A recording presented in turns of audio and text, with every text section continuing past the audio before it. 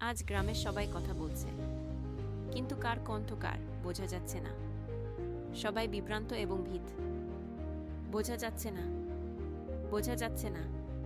এইটা আমার কণ্ঠ। কেউ কি আমাকে শুনতে পাচ্ছেন? নাকলকোন্থ ভসিদিন তেখে না।